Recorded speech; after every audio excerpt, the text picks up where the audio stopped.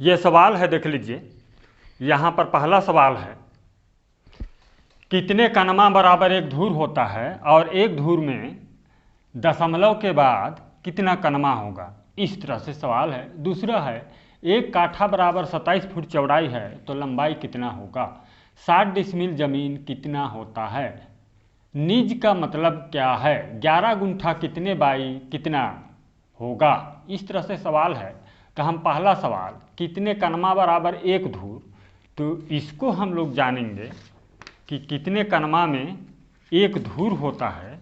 तो यहाँ पर पहला सवाल लिख लीजिए, एक कनवा बराबर 1/16 धूर होता है। एक कनवा बराबर 1/16 धूर, तो एक धूर बराबर 68.0625 वर्ग फुट होता है। इसको जानते हैं। तो एक कनवा में 1/16 धूर, यानी कि 1/16 धूर होता है। तो देख लेते हैं यहाँ पर ये कितना वर्ग फीट है, इसको भी जान लेते हैं। तो 16 से भाग कर दीजिए, तो एक कनवा बराबर, इसको भाग करने पर आंसर होता है ये 4.2539, इस तरह से दशमलव के बाद और भी है, इतना वर्ग फुट होता है एक कनवा बराबर। ये लगभग 4.25 वर्ग फुट होता है एक कनवा। एक कनवा बराबर 4.25 फुट लगभग। तो कितने कनवा बराबर एक धूर, तो यहाँ पर जानते हैं कि 16 कनवा लिख दिया गया है। 16 कनवा बराबर एक धूर होगा, एक धूर।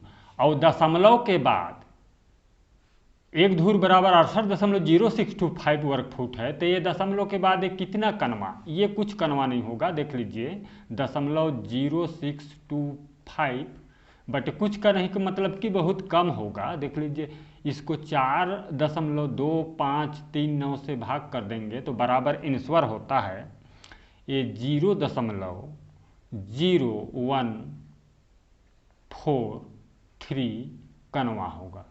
इस तरह से इतना कनवा होगा दशमलव के बाद का पॉइंट। एक कनवा नहीं होगा। एक कनवा ये तो स्वयं पहले से 68.0625 वर्ग फुट है, वर्ग फुट में पहले से है।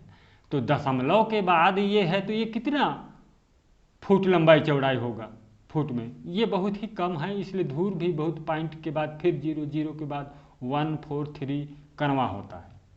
एक कनवा में ही 4.25 वर्ग फुट होता है। तो दशमलव के बाद वो है, वो भी एकदम बहुत ही मामूली है, बहुत कम है। तो अब दूसरा सवाल, एक काठा में 27 फुट चौड़ाई है। एक काठा बराबर होता है 1361.25 वर्ग फुट होता है। इसको 27 से भाग कर दीजिए तो ये बराबर होगा, ये 50.41 फुट होगा। इतना फुट लंबाई होगा। जैसे इस तरह आपका प्लॉट है, ये देखिए, तो ये 50 फुट है, 50.41 फुट, और ये 27 फुट चौड़ाई, ये होगा एक काठा। इस प्रकार से लंबाई चौड़ाई आसानी से निकाल सकते हैं। दूसरा सवाल है, 60 डिसमिल जमीन कितना होता है। तो देख लीजिए दूसरा सवाल का आंसर कि 60 डिसमिल। तीसरा सवाल, 60 गुणे कर दीजिए, 60 गुणे 435.6, तो बराबर होता है 26,000, ये 26,137 वर्ग फुट। इतना वर्ग फुट का आपका प्लॉट है। आप इसको काठा में जानना चाहेंगे कितना ज़मीन है, तो काठा में जानना चाहेंगे तो 1361.25 से भाग कर दीजिए, तो आपका 61 डिसमिल ज़मीन होगा, 19.2 काठा होगा। ये देख लीजिए 19.2 काठा का भूमि है आपका। एकड़ में जानना चाहेंगे तो ये 26,136 बटे 43,560 से भाग कर दीजिए, तो ये बराबर होगा 0.6 एकड़ होगा। कितना होगा, 0.6 6 एकड़ का ज़मीन है आपका। यदि आप हेक्टेयर निकालना चाहेंगे इसका तो 60 डिसमिल का हेक्टेयर निकालेंगे तो 60 गुणा 0.004 कर दीजिए तो ये बराबर होगा, आपका रकबा हो जाता है ये 0.240 हेक्टेयर। इस प्रकार से निकाल सकते हैं। 60 डिसमिल ज़मीन का हेक्टेयर भी हो गया और कितना एकड़ हो गया इसे भी जानेंगे, कितना काठा हो गया है इसे भी निकाल लिए हैं। अब चौथा सवाल देख लीजिए, ये निज का मतलब क्या होता है? निज बराबर अपना भूमि, यदि जमीन से संबंधित है तो अपना भूमि है, निजी अपना भूमि। जैसे कि इसको समझने के लिए आप समझ सकते हैं कि यदि फॉरेस्ट का ज़मीन या पहले जंगल का ज़मीन जिसका 60-70 साल हो गया है, आपको पट्टा मिल गया है, लेकिन वो फॉरेस्ट का, जंगल का भूमि, सरकारी भूमि जैसे फॉरेस्ट का आपको मिल गया है तो अभी भी वो फॉरेस्ट का दिया हुआ पट्टा है, उसको जो है निजी करवाना पड़ता है। एक बार अपना जो है निजी भूमि उसको जो है करना पड़ता है, वो है। इसलिए जो है अधिकतर जो है निज भूमि लिखा रहता है। ये खतौनी में अधिकतर निज भूमि है, आजकल हर जगह निज भूमि बताता है। और अब हम जानेंगे पांचवा सवाल। 11 गुंठा कितने बाई कितना का होता है?